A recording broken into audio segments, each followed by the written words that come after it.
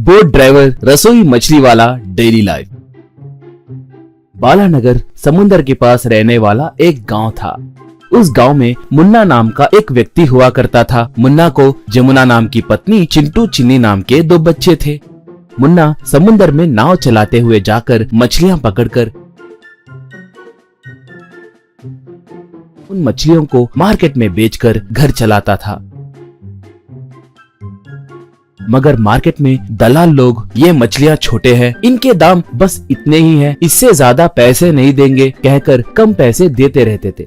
समुद्र में जाकर जिंदा लौट आना ही बड़ी बात है सोचकर वो जितना मिले उतने में ही मछलियां बेचकर घर को आ जाता था।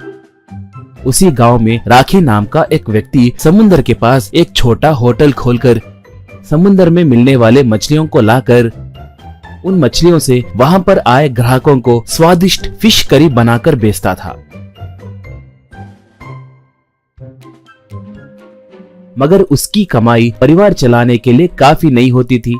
एक बार हरदम के जैसे ही मुन्ना नाव में समुद्र को मछलियां पकड़ने के लिए निकला।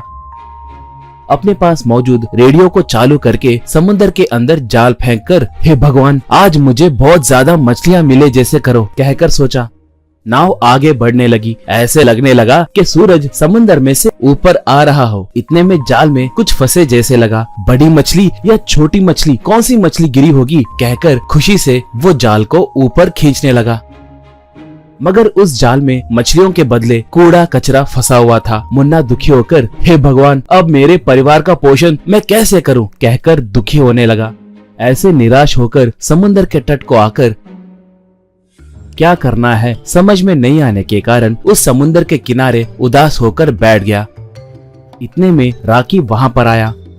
मुन्ना को देखकर वो, क्या हुआ मुन्ना भाई, इतना उदास क्यों हो कहकर पूछा तो मुन्ना तब पूरी बात बताकर, आज एक भी मछली नहीं मिली, कैसे जीना है समझ में नहीं आ रहा है कहा। तो राखी भी, मेरा होटल भी घाटे में चल रहा है, अब क्या करना है मुझे समझ में नहीं आ रहा है कहा। दोनों अब क्या करना है कहकर सोचने लगे। इतने में मुन्ना, एक आइडिया, तुम मेरे नाव में होटल का सेटअप रखो और समुद्र में ले जाकर वहाँ पर मछलियों से तरह तरह के मछलियों का सालन बनाकर ग्राहकों को बेचो, ये आइडिया जरूर सफल होगा कहा। ये सुनकर राखी भी मान गया।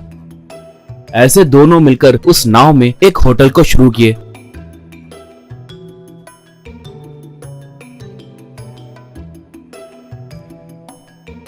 अब उस नाव को किनारे के पास रोककर मुन्ना और राखी लोगों से, आइए भाई आइए, आपके लिए एक अद्भुत मौका, आप लोग हमारे नाव में चढ़े तो हम आपको समुद्र में ले जाएंगे, वहाँ पर आपको जो चाहिए वो स्वादिष्ट व्यंजन बनाकर देंगे, एक खास अनुभव पा सकते हैं कहकर जोर जोर से सबको पुकारने लगा। लोगों को ये आइडिया बहुत पसंद आया।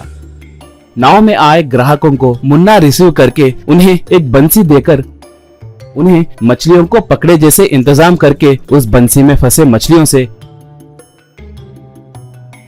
राखी स्वादिष्ट भोजन बनाने लगा।